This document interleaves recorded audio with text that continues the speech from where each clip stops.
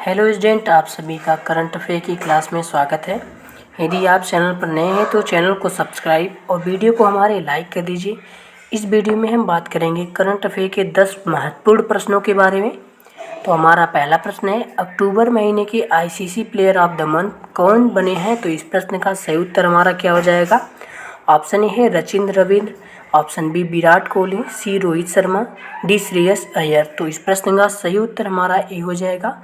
रचिन रविंद्र जो है अक्टूबर महीने के ICC player of the month चुने गए हैं। ऑप्शन ए हमारा सही हो जाएगा।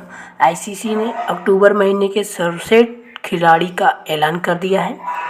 पुरुषों में न्यूजीलैंड की रचिन ने यह पुरस्कार अपने नाम किया है। महिलाओं में वेस्ट इंडीज़ की होली मैथ्यूज़ ने जो है यह अवार्ड जीता है, यानी महिलाओं में वेस्ट इंडीज़ की होली मैथ्यूज़ ने और पुरुषों में न्यूजीलैंड के रचिन ने इसे जीता है। अगला प्रश्न हमारा है प्रश्न नंबर 2, वामन वृक्ष कला पुस्तक को किसने लिखा है? तो इस प्रश्न का सही उत्तर हमारा क्या हो जाएगा? ऑप्शन ए है Jagdeep Dhankhar, option B BPS S Pillai, C Piyush Goyal, D Pramod Sawant. तो इस प्रश्न का सही उत्तर हमारा हो जाएगा पीएसएस पिल्लई वामन वृक्ष कला पुस्तक के लेखक हैं। ऑप्शन हमारा बी सही हो जाएगा। इनके द्वारा इस पुस्तक को लिखा गया है। उपराष्ट्रपति जगदीप धनखड़ ने गोवा के राज्यपाल पीएसएस पिल्लई द्वारा लिखी गई 200वीं पुस्तक वामन वृक्ष कला का विमोचन किया है। और इसका जो विमोचन है जगदीप, जो कि हमारे उपराष्ट्रपति हैं जगदीप धनखड़ जी के द्वारा इसका विमोचन किया गया है। और पीएसएस पिल्लई ने इतिहास, कानून और राजनीति से लेकर अर्थव्यवस्था और सामाजिक मामलों तक विभिन्न विषयों पर मलयालम में 130 और अंग्रेजी में 70 किताबें लिखी हैं। और ये वाली पुस्तक जो है उनकी 200वीं पुस्तक है।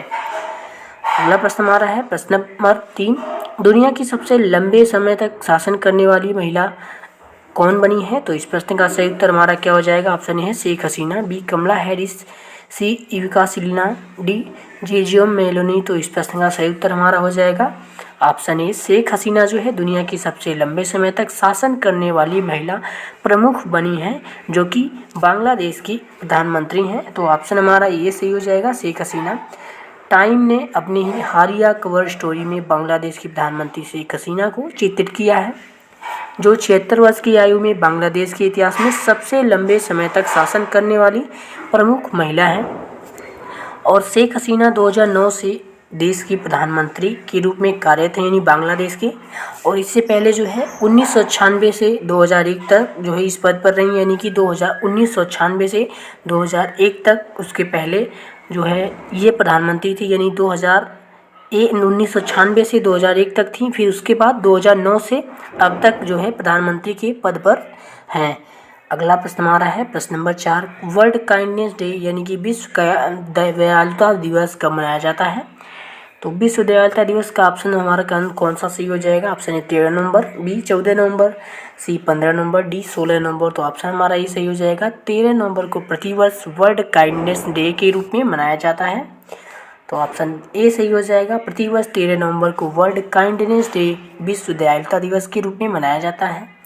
विश्व दयालुता दिवस की शुरुआत जो है 1998 ईस्वी में वर्ल्ड काइंडनेस मूवमेंट संगठन द्वारा जो है की गई थी। दुनिया भर में जो है करुणा, सहानुभूति और सद्भावना को बढ़ावा देने के लिए दयालुता के कार्यों को बढ़ावा देता है। ये जो है डे है, ये दयालुता को भाव को जो है बढ़ावा देने के लिए इस दिवस को मनाया जाता है 13 नवंबर को प्रतिवर्ष। अगला प्रश्न हमारा है प्रश्न नंबर 5, 19वें कलाकार पुरस्कार से किसे सम्मानित किया गया है? तो इस प्रश्न का सही उत्तर हमारा क्या हो जाएगा? Apolinaris D'Souza, option B T Padmanabhan, C Nandini Das, D Nita Ambani. तो ऑप्शन हमारा ये सही हो जाएगा। अपोलिनारिस डिसूजा को जो है 19वें कलाकार पुरस्कार से सम्मानित किया गया है। ऑप्शन ई सही हो जाएगा। कलाकार पुरस्कार के 19वें संस्करण का पुरस्कार कोंकणी गायक, गीतकार और संगीतकार अपोलिनारिस डिसूजा को दिया गया है बेंगलुरु कर्नाटक में, जो कि आयोजित एक सार्वजनिक कार्यक्रम के दौरान इन्हें दिया गया है। कलाकार पुरस्कार की स्थापना 2005 में भाषाविद प्रताप नाइक एसजे और उनके कुंडापुरा के कारवालों परिवार द्वारा की गई थी। अगला प्रश्न हमारा है प्रश्न नंबर 6, ग्रैमी अवार्ड 2024 के लिए एवंडेस इन मिलेट्स गीत को नामांकित किया गया है। इस गीत को लिखने में किसने सहयोग किया था? तो इस प्रश्न का सही उत्तर हमारा क्या हो जाएगा? Option A Smriti Irani, B Nirmala Sitharaman, C PM Modi, D Amit Shah. तो ऑप्शन हमारा जो है सी वाला सही हो जाएगा। इनकी हमारे प्रधानमंत्री जी के द्वारा जो है ग्रैमी अवार्ड 2024 के लिए जो एवेंडेस इन मिलेट्स गीत को नामांकित किया गया है, इसमें पीएम मोदी ने सहायता किया था इसे लिखने में। ऑप्शन सी हमारा सही हो जाएगा। ग्रैमी अवार्ड 2024 के बेस्ट ग्लोबल म्यूजिकल परफॉर्मेंस श्रेणी में एवेंडेस इन मिलेट्स गीत को नामांकित किया गया है। इस गीत को लिखने में पीएम मोदी ने फालू और उनके पति गौरव शाह का सहयोग किया था। ऐसा पहली बार है जब किसी राजनेता को दुनिया के सबसे प्रतिष्ठित ग्रैमी नॉमिनेशन में जगह मिला हो। इस गाने में मिलेट्स फूड यानी बाजरा की खेती और अनाज के तौर पर इसकी उपयोगिता के बारे में बात की गई है। अगला प्रश्न हमारा है प्रश्न नंबर 7, सुप्रीम कोर्ट में मिट्टी कैफे का उद्घाटन किसने किया है? तो इस प्रश्न का सही उत्तर हमारा क्या हो जाएगा? ऑप्शन ए है D Y Chandrachud, B Arjun Ram Meghwal, C Amit Shah, D Rajnath Singh. तो ऑप्शन हमारा ए सही हो जाएगा। डी वाई चंद्रचूड़ जी के द्वारा सुप्रीम कोर्ट में मिट्टी कैफे का उद्घाटन किया गया है। ऑप्शन ए सही हो जाएगा। दिव्यांग लोगों द्वारा संचालित पहला कैफे सुप्रीम कोर्ट के परिसर में खोला गया है। CJI यानी कि chief justice of India D Y Chandrachud ने सुप्रीम कोर्ट में मिट्टी कैफ़े का उद्घाटन किया है। इस कैफ़े का संचालन NGO द्वारा किया जा रहा है जो देश भर में दिव्यांग लोगों के कल्याण के लिए काम करती है। इसका प्रबंधन पूरी तरह से दिव्यांग लोगों द्वारा किया जाएगा। अगला प्रश्न हमारा है प्रश्न नंबर 8, केंद्रीय ऊर्जा और नवीन एवं नवीकरणीय ऊर्जा मंत्रालय में अतिरिक्त सचिव कौन बने हैं? तो इस प्रश्न का सही उत्तर हमारा क्या हो जाएगा? Option A Hitesh Makwana, B Hiralal Samariya, C N Shrikant, D Rohit Sarisi. तो इस प्रश्न का सही उत्तर हमारा सी हो जाएगा। ऑप्शन सी हमारा सही हो जाएगा। एन श्रीकांत जो हैं केंद्रीय ऊर्जा और नवीन एवं नवीकरणीय ऊर्जा मंत्रालय में अतिरिक्त सचिव बने हैं। तो ऑप्शन सी सही हो जाएगा। आंध्र प्रदेश कैडर की IAS अधिकारी एन श्रीकांत को केंद्रीय ऊर्जा और नवीन एवं नवीकरणीय ऊर्जा मंत्रालय में अतिरिक्त सचिव के रूप में नियुक्त किया गया है। वह पहले जो है केंद्रीय मंत्रिमंडल में संयुक्त सचिव के रूप में कार्यरत थे। उसके बाद नवीन और नवीकरणीय ऊर्जा मंत्री राजकुमार सिंह ने इन्हें जो है ऊर्जा मंत्रालय में अतिरिक्त सचिव के रूप में चुना गया है। अगला प्रश्न हमारा है प्रश्न नंबर 9, दुनिया की पहली रोबोट CEO कौन बनी है? तो इस प्रश्न का सही उत्तर हमारा क्या हो जाएगा? Option A Lisa, B Sana, C Mika, D Reena. तो ऑप्शन हमारा सी सही हो जाएगा। मिका को जो दुनिया की पहली रोबोट CEO जो है CEO के रूप में चुना गया है। तो ऑप्शन हमारा सी सही हो जाएगा। डिक्टाडोर कंपनी ने मिका नामक दुनिया के पहले ह्यूमनॉइड रोबोट का CEO नियुक्त किया है।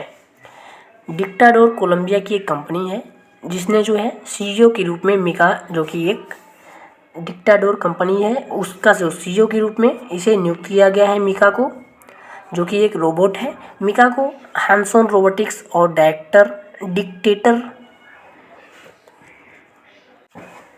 मिका को हैंसॉन रोबोटिक्स और डिक्टाडोर ने तैयार किया है।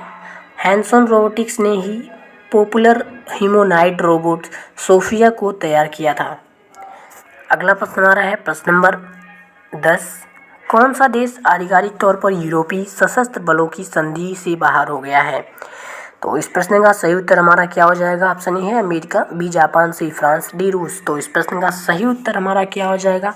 Option A America, B Japan, C France, रूस। ऑप्शन हमारा डी सही हो जाएगा। रूस जो है आधिकारिक तौर पर यूरोपीय सशस्त्र बलों की संधि से बाहर हो गया है। तो ऑप्शन डी सही हो जाएगा। रूस आधिकारिक तौर पर यूरोपीय सशस्त्र बलों की संधि CFE संधि से बाहर हो गया है। रूस ने इस संधि पर 1990 में हस्ताक्षर किए थे।